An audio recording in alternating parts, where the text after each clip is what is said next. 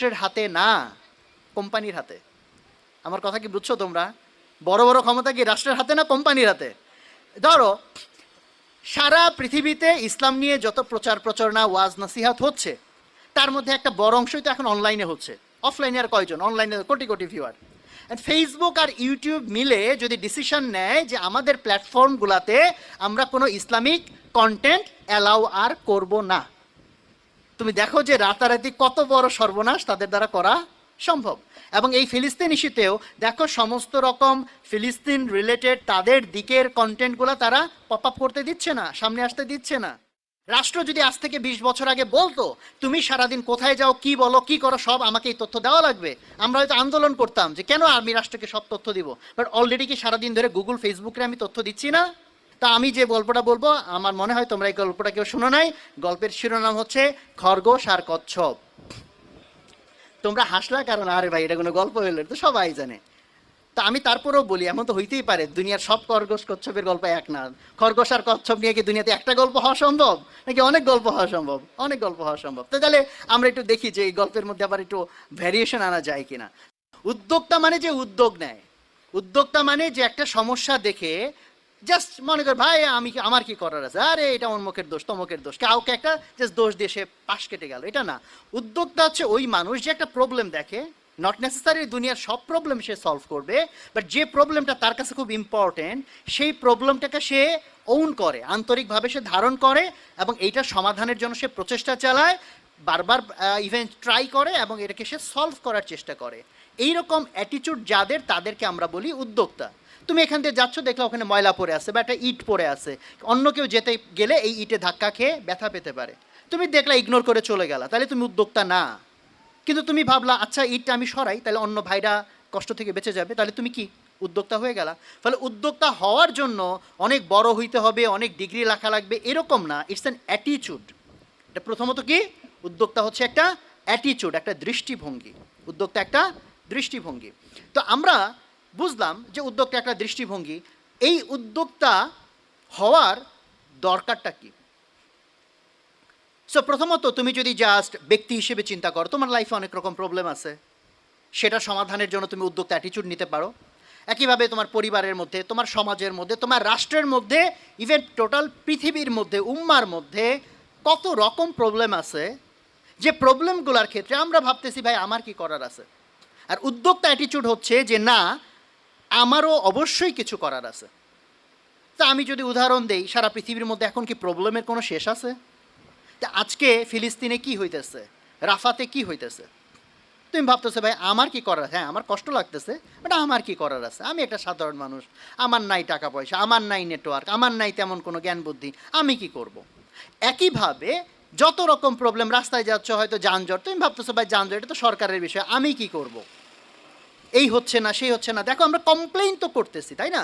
হাজার রকম জিনিস নিয়ে আমাদের কমপ্লেইন তো আছে, বাট কমপ্লেইনের সমাধান আমি কিভাবে করব, সেই অ্যাটিটিউডটা যদি আমার না থাকে তাহলে আমি উদ্যোক্তা হব না। তো ফলে আমি তোমাদেরকে প্রথমত বলবো যে এই অ্যাটিটিউডটা ধারণ করো, ছোট ছোট ছোট ছোট বিষয়ের উদ্যোগ নাও।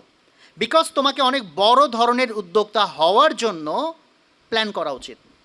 কারণ দুনিয়ার ভিতরে অনেক বড় বড় সমস্যার মধ্যে দিয়ে আমরা আসি, অনেক বড় বড় সমস্যার মধ্যে দিয়ে আমাদেরকে চলতে হচ্ছে। কথার কথা, ধরো যে দুর্নীতি, একটা মানুষ হালালভাবে চলতে চায়, বাট দুর্নীতি চারদিকে যখন ছেয়ে যায় সে চাইলেও হালালভাবে চলতে পারে না অনেক ক্ষেত্রে। তো এটা কি সমস্যা না? তো এটা কি সমাধান করতে হবে না? এরকম আমি যদি আরও এক্সাম্পল দিতে দিতেই তো ধরো আজকের দিন পার করে ফেলা সম্ভব। সো এই জন্য এই অ্যাটিটিউডটা আমি বিশেষ করে ধারণ করতে বলবো, তোমার ব্যক্তিগত জায়গা থেকেও, রাষ্ট্রীয় জায়গা থেকেও এবং উম্মার জায়গা থেকে। উম্মার জায়গা থেকে যদি তুমি চিন্তা করো, যেহেতু এটা আসুন্নাহ ফাউন্ডেশনের প্রোগ্রাম, আমরা ওই উম্মা কেন্দ্রিক চিন্তাটাকে উদাহরণ হিসেবে যদি নিয়ে আসি, তো আজকে সারা দুনিয়াতে মুসলমানের যত প্রবলেম এই লিস্ট করলে তুমি দেখো যে ফিলিস্তিনে যা হইতেছে আমরা কেউ কিছু করতে পারতেছি না। অনেকে ভাবতেছো অমুক কেন তমুক করে না, তমুক কেন অমুক করে না, এই হয় না কেন হয় না, সেই কেন হয় না। তার মানে বুঝতে হবে জিনিসটা নিশ্চয়ই সহজ না, জিনিসটা অনেক জটিল হয়তো।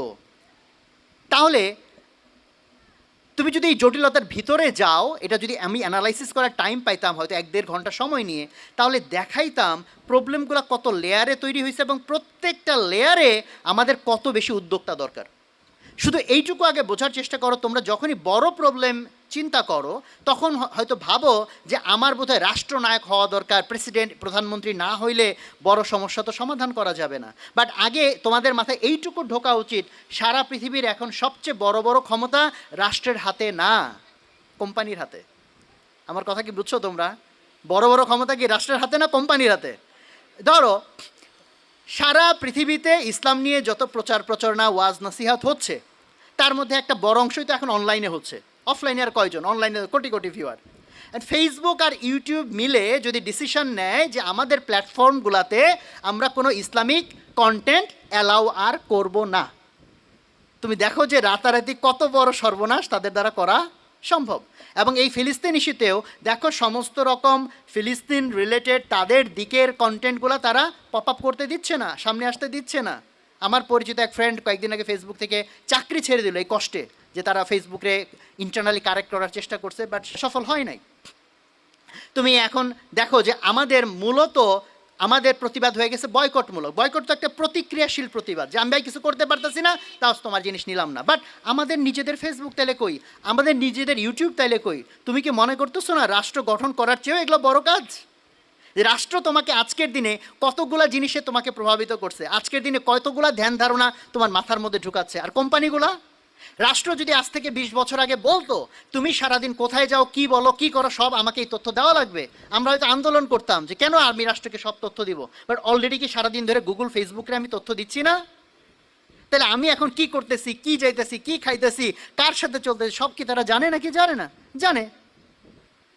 তো প্রযুক্তির জায়গা থেকে বলো, সমস্তগুলো জায়গা থেকে বলো, যত রকম প্রবলেম সেটা দেখো, সেটা সমাধান। ধরো তুমি বলো যে আমার ইনকাম হারাম, যেহেতু এটা আমি একটা এক্সাম্পল হিসেবে দিলাম, ভাই চারদিকে সুদী ব্যবস্থা ইত্যাদি ইত্যাদি, সারা পৃথিবীর এই যে ধরো মনিটারি কন্ট্রোল, এটা রাষ্ট্রের হাতে যতটুকু, তুমি যদি অনেক ভিতরে যাও দেখবে এখানে বিশাল একটা অবদান কোম্পানিদের, দ্য কর্পোরেশনস। ফলে এই রকম জায়গা থেকে আমি বরং তোমাদেরকে উদ্বুদ্ধ করতে চাই যে তুমি বরং তোমাকে মনে করো না যে আমার ক্ষমতা কম, আমি রাষ্ট্রনায়ক না হইতে পারলে মনে বড় কিছু করতে পারবো না। রেদার তুমি যদি মুসলমান হও, উম্মার কষ্ট যদি তোমার মধ্যে অনেক পেইন তৈরি করে থাকে, তাহলে আমি বলবো তোমার উদ্যোক্তা অ্যাটিচিউড তৈরি করে এখন থেকে ধাপে ধাপে ছোট থেকে আরো বড় উদ্যোগ নেওয়ার মতো অ্যাটিচিউড এবং অভ্যাস তোমার তৈরি করা উচিত, যাতে উম্মার প্রয়োজন সবচেয়ে বড় বড় যে কাজ দুনিয়ার মধ্যে হওয়া দরকার সেই কাজগুলো তোমার দ্বারা হয়।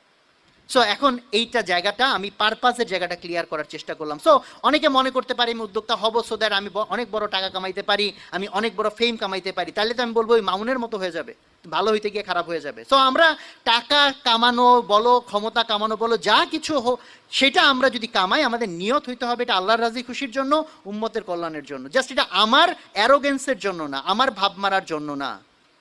তো বাকি এই পারপাস যদি ক্লিয়ার হয়, কাজের ক্ষেত্রগুলো যদি আস্তে আস্তে তোমাদের ক্লিয়ার হয়, কারণ যদি তখন তুমি ফিল্ডের ভিতরে ঢুকবা, তুমি যদি জাস্ট প্যাসিভ হও, লাইক এটা একটা প্রবলেম ভাই, অমুকের দোষ তমুকের দোষ, তুমি কখনো উদ্যোক্তা হবা না। রেদার তুমি যদি ভিতরে ঢুকো, প্রবলেমটা কেন হইলো, কিভাবে হইলো, সমাধানটা কেমনে আনা সম্ভব, এইভাবে যদি তুমি চিন্তা করা শুরু করো, দেখো কত রকম বুদ্ধি চলে আসে। দেন সেটা যদি আসে, এখন নেক্সট আমি কিভাবে এটাকে ইমপ্লিমেন্ট করব। তো উদ্যোক্তা হওয়ার জন্য কী কী করণীয়, এটা তো অ্যাকচুয়ালি ছোটো টপিক না, অনেক বড় টপিক, অনেক রকম এলিমেন্ট এর মধ্যে আছে। জাস্ট আমি ছোট্ট আরেকটা গল্প বলবো, যা আমার আলোচনাটা বোধহয় একটু বেশি ভারী ভারী হয়ে যাচ্ছে কিনা, তো যাতে তোমাদের গল্প যেহেতু মানুষের মনে থাকে, গল্পের মধ্যে দিয়ে অন্তত উদ্যোক্তা হওয়ার জন্য ছোট কিছু উপাদান তোমার মাথায় ঢুকে যে এই উপাদানগুলো অন্তত আমার লাগবে। আমি যে গল্পটা বলবো এই গল্পটা মেবি তোমরা কেউ শুনো নাই, নাকি তোমাদের শোনা গল্প বললে ভালো হয়? কোনটা বলবো? না শোনা গল্প না, মানে নতুন জিনিসটায়। তো আমি যে গল্পটা বলবো আমার মনে হয় তোমরা এই গল্পটা কেউ শোনো নাই। গল্পের শিরোনাম হচ্ছে খরগোশ আর কচ্ছপ। তোমরা হাসলা কারণ আরে ভাই এটা কোনো গল্প হইলো, তো সবাই জানে। তা আমি তারপরেও বলি, এমন তো হইতেই পারে দুনিয়ার সব খরগোশ কচ্ছপের গল্প এক না। খরগোশ আর কচ্ছপ নিয়ে কি দুনিয়াতে একটা গল্প হওয়া সম্ভব, নাকি অনেক গল্প হওয়া সম্ভব? অনেক গল্প হওয়া সম্ভব। তো তাহলে আমরা একটু দেখি যে এই গল্পের মধ্যে আবার একটু ভ্যারিয়েশন আনা যায় কিনা। তো প্রথমটুকু তোমরা আন্দাজ করছো, ঠিক আছে, যে খরগোশ আর কচ্ছপের প্রথম অংশটা ওইটাই একটা গল্প, যে কচ্ছপ জিতে গেছে, খরগোশ হেরে গেছে দৌড় প্রতিযোগিতা। এইটুকু তার বলার দরকার নেই, তোমরা জানো কেন হেরে গেছিল। খরগোশ প্রথমত অ্যারোগেন্স দেখাইছে, আরে আমি তো একটু করলেই হয়ে যাবে, একটু রেস্ট নিয়ে নেই, তাই না? তো এটা এক ধরনের তার একটা অধ্যত্ত অ্যারোগ্যান্স ছিল, যে অ্যারোগ্যান্স তাকে হারায় দিছে। এবং আমরা এটাকে বলি যে কি, ওখান থেকে আমরা কি শিখছিলাম, slow and steady wins the race. Steady মানে কি, যে লেগে থাকে, কন্টিনিউয়াসলি এফোর্টটা চালায় যায়। তো খরগোশের ওইটা একটা প্রবলেম, সে লেগে থাকে নাই, সেটাও তার অ্যারোগ্যান্সের কারণে হয়েছে। সে মনে করছে লেগে থাকতে হবে না, হয়ে যাবে। বাট এই গল্পের মধ্যে একটু সমস্যা আছে। গল্পের মধ্যে শিখাইছে slow and steady wins the race. এই যে স্লো শব্দটা, এটা তো একটা প্রবলেম। আজকের জামানা যে গতিতে আগাচ্ছে, আমি তুমি যদি স্লো হই, উদ্যোগ একটা নিতে 30 বছর পার করে ফেলাইলাম, এটা দিয়ে কি কাজ হবে? হবে না। তাহলে গল্পের একটু মেরামত দরকার। তো গল্পের একটু আমরা মেরামতের চেষ্টা করি। তো গল্পের সেকেন্ড ভার্সন, আগের বার খরগোশ যখন হেরে গেল, তো খরগোশের তো প্রচণ্ড মেজাজ খারাপ, হারছে তো হারছে, তাও কার কাছে হারছে? কচ্ছপের কাছে হারছে। এটা কিন্তু মানিজ্যতের বিষয় না? এই জন্য সে যে কচ্ছপকে আবার অফার দিল যে দৌড় আবার হবে। তো ঠিক আছে, দৌড় আবার। তো এইবার কি খরগোশ মাঝখানে গিয়ে ঘুমাবে তোমার মনে হয়? এইবার এমন দৌড় দিয়েছে, পিছে তাকায়ও দেখে নাই কচ্ছপ কই আসে না আছে, এক দৌড়ে পার। গল্পের এইটার একটা দ্বিতীয় পর্যায়ে, এই পর্যায়ে আমরা শিখলাম যে slow and steady wins the race কথা ওইটা ঠিক ছিল, এটা আগের আমলে। বর্তমান আমলের জন্য স্লোটাকে উল্টাইয়া ফাস্ট বানাইতে হবে। ফাস্ট অ্যান্ড স্টিডি, ফাস্টও হইতে হবে, সাথে কি হইতে হবে, স্টিডিও হইতে হবে। তোমাকে দ্রুত পদক্ষেপ নিতে হবে এবং লেগেও থাকতে হবে। গল্পের এরপরে আরেকটু আছে, কচ্ছপ যখন হেরে গেল, ওর মন খারাপ। খরগোশের হয়েছিল মেজাজ খারাপ, কচ্ছপের হয়েছে মন খারাপ। কচ্ছপ ভেবে দেখলো, তাই তো, ও যদি ঠিকঠাক দৌড়ায়, ওর সাথে তো আমি জীবনেও পারবো না। আমার এইটুক পাই, এটা দিয়ে আমি কেমনি ওর সাথে পারবো? এই জন্য এখন এই সমস্ত কেসে মেজরিটি মানুষ কী করবে, হতাশ হয়ে ছেড়ে দিবে, দূর ভাই আমার দিয়ে তো আর হবে না। বাট কচ্ছপ কী করলো, ভাবতেই থাকলো, মাথা খাটাইলো, হাল ছেড়ে দিল না। সে একটা বুদ্ধি বের করে ফেললো। বুদ্ধি বের করার পর খরগোশকে গিয়ে বললো দৌড় আবার হবে। তো খরগোশ তো হাইসেই বাঁচে না, বেটা তোর সাথে দৌড় একবার কেন, 100 বার হইলে 100 বারই তো আমি জিতবো। বাট কচ্ছপ সাথে একটা শর্ত দিল যে দৌড় হবে কোন রাস্তা দিয়ে, এটা আমি ঠিক করে দিব। বললো রাস্তা তো কোনো ব্যাপার না, রাস্তা একটা হইলেই হয়েছে। তো কচ্ছপ রাস্তা ঠিক করছে এরকম যে ফিনিশিং লাইনে যাওয়ার আগে মাঝখানে হচ্ছে নদী। নদী হইলে সুবিধা কি, কচ্ছপ তো নদী সাঁতরায় পার হয়ে যাবে, খরগোশ কি সাঁতরাইতে পারে না। তো খরগোশ এক দৌড়ে নদী পর্যন্ত গেছে, যায় তো আর উপায় নাই। কচ্ছপ আস্তে আস্তে নদীর ধারে আসছে, এসে খরগোশের দিকে তাকায় মিটি একটু হাসতেছে যে এখন কেন, হ্যাঁ। তারপরে সে সাঁতরায় পার হয়ে জিতে গেছে। তো এই গল্পের এই পর্যায় থেকে আমরা কি শিখলাম?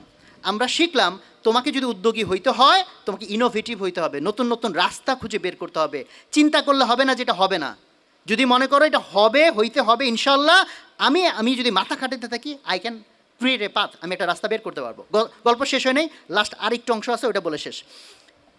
এই পর্যায়ে এসে দেখো, একবার খরগোশের মন খারাপ হয়, একবার কচ্ছপের মন খারাপ হয়। তো দুইজন মিলে পরামর্শ করলো, ভাই এমনভাবে দৌড়ানো যায় কি না যে আমরা দুইজনই জিততে পারি, কারো মন খারাপ না হয়। তখন তারা একটা বুদ্ধি করলো, এবারের দৌড়টা হচ্ছে ওই নদীয়ালা রাস্তাতে। দৌড়টা এমনভাবে হইলো, প্রথম কচ্ছপ উঠলো খরগোশের পিঠে, ফলে খরগোশ ওখানে জোরে দৌড়ায়, নদী পর্যন্ত গেছে। যাওয়ার পর চিন্তা করো কি হয়েছে, কচ্ছপ পানিতে নামছে, খরগোশ ওর পিঠের উপর উঠছে, ওকে নদী পার করে দিছে, এবং বাকি রাস্তা খরগোশ আবার কচ্ছপকে পিঠে নিয়ে ফিনিশিং লাইন পর্যন্ত পৌঁছায় গেছে। এবার বলো দেখি কে জিতছে, কার বেশি লাভ হয়েছে? দুইজনেরই লাভ হয়েছে। সো তুমি যখন উদ্যোক্তা হইতে চাইবা, তুমি জাস্ট একা কিছু করে ফেলবা, এই থিঙ্কিং দিয়ে হবে না। তোমাকে কোলাবোরেট করতে হবে, তোমাকে অন্য কারোর সাথে কমপ্লিমেন্ট করতে হবে। তুমি যেটা পারো না, আরেকজন সেটা পারে, তার সাথে টিম আপ করতে হবে। Unity have a team work. So উদ্যোক্তা নিয়ে অ্যাকচুয়ালি এত সংক্ষেপে তো আসলে কথা বলা যায় না। আমি জাস্ট তোমাদের মধ্যে অল্প একটু হলো আগ্রহ তৈরির চেষ্টা করলাম।